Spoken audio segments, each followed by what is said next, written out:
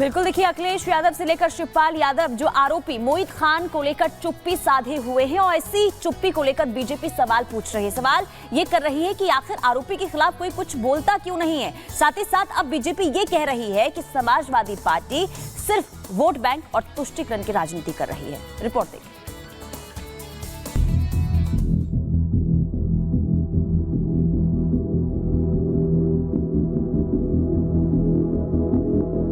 अयोध्या में एक बेटी से हैवानियत को लेकर मोदी और योगी गुस्से में हैं।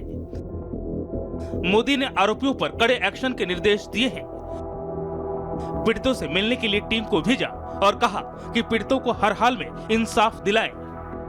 प्रदेश के मुखिया एक्शन में हैं।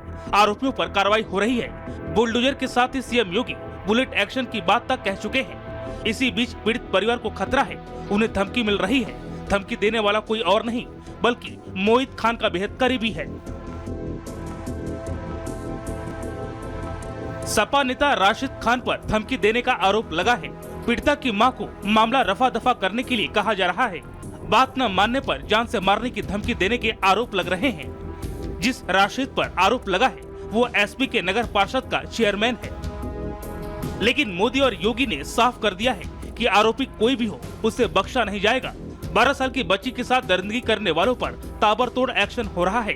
एक दुकान पर बुलडोजर चल चुका है और दूसरे की बारी है। शायद समाजवादी पार्टी जानती है राज खुलेंगे तो उंगली उन पर भी उठेगी। इसलिए न तो आरोपी मोहित पर एक्शन की बात हो रही है और न ही उसे पार्टी से निकालने की चर्चा है।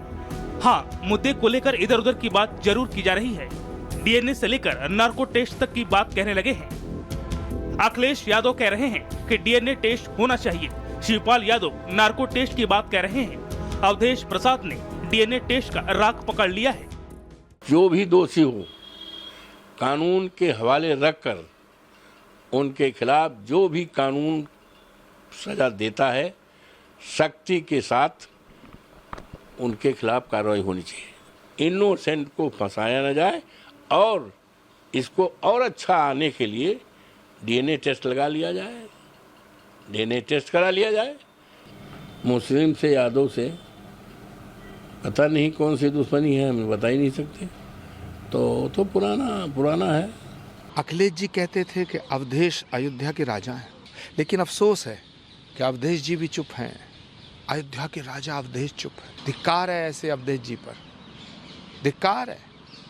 एक शब्द नहीं बोल रहे हैं। समाजवादी पार्टी के लिए अयोध्या का ये केस गले की ऐसी हड्डी बन चुकी है जिसे वो न निगल पा रहे हैं और न उगल पा रहे हैं, क्योंकि आगे विधानसभा उपचुनाव होने वाला है और अयोध्या की मिल्कीपुर सीट पर भी वोटिंग होना है। मिल्कीपुर में मुस्लिम और यादव वोटर निर्णायक भूमिका में हैं। ऐसे में अखिलेश यादव मोहित खान के खिलाफ अगर कोई भी बयान देते हैं तो इससे उन्हें मुस्लिम वोटरों के छिटकने का डर सता रहा है। अखिलेश की जो भी मजबूरी हो, लेकिन सीएम योगी की लाइन एकदम क्लियर है, ना तो अपराध बचेगा ना अपराधी। Bureau report, Republic Bharat.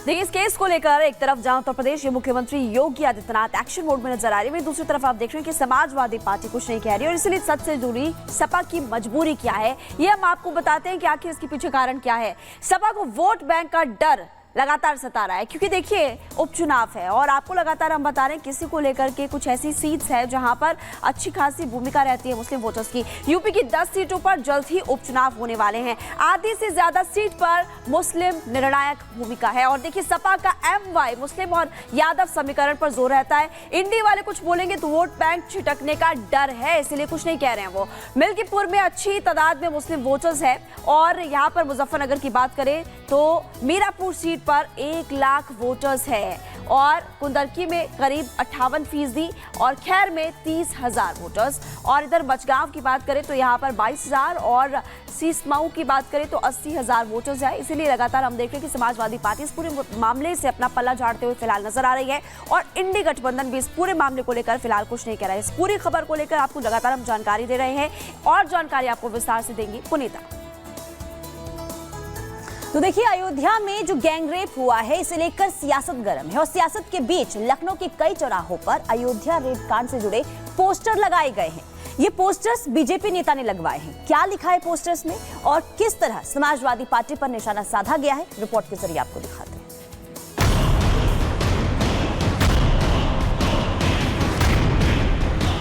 जबान बंद है राहुल गांधी का, क्योंकि वो मुस्लिम है।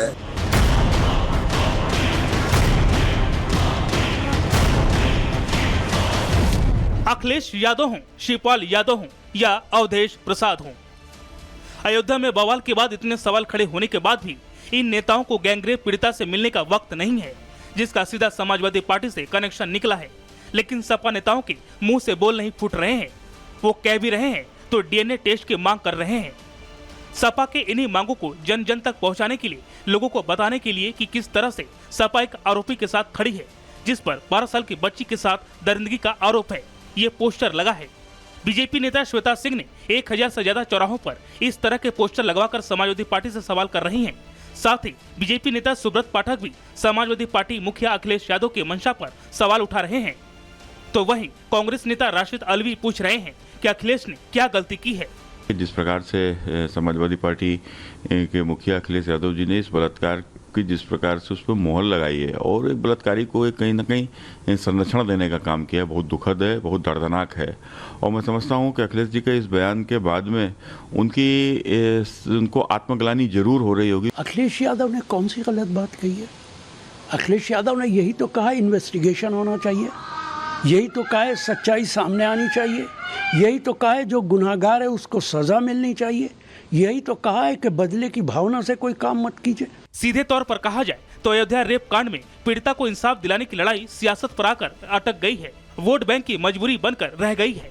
सपा नेताओं का ये रवैया साफ साफ बता रहा है कि इनमें किसी को भी नाबालिग से हमदर्दी नहीं है।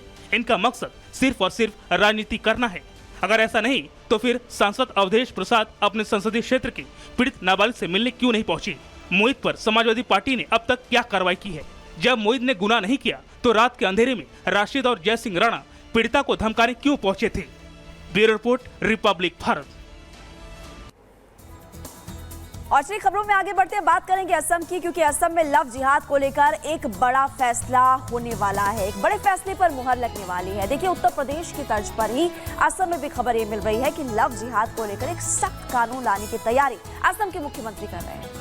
यही नहीं, इसके अलावा भी असम सरकार 2 और नए कानून लाने की तैयारी में है, जिसके अमल में आने के बाद कई समस्या जो है खुद ब खुद सुलझ जाएगी। लेकिन आखिर असम सरकार की क्या तैयारी है? 3 कानूनों को लेकर क्या फैसला लिया जा रहा है? इस रिपोर्ट के जरिए आपको दिखाएं।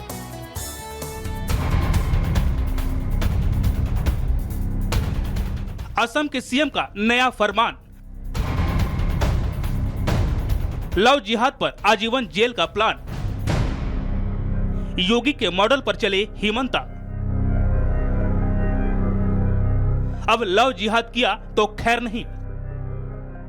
असम के सीएम हिमंता बिस्वा शर्मा ने लोकसभा चुनाव में जिस लव जिहाद पर सख्ती की मांग को लेकर बीजेपी का चुनाव प्रचार किया, अब उसी लव जिहाद पर असम सरकार जल्द कानून लाने वाली है। অসমত আমি অহা কিছুদিনৰ ভিতৰতে এখন নতুন আইন আনিম, য'ত নেকি লাভ জেহাদৰ কাৰাদণ্ড आजीवन कारादंडলৈ আমি रूपांतर করি। सीएम हिमंता बिस्वा शर्मा ने राज्य कार्यकारिणी की बैठक में इस बात का ऐलान किया। सीएम हिमंता ने बताया कि इस बाबत विधानसभा में विधेयक लाकर कानून बनाया जाएगा।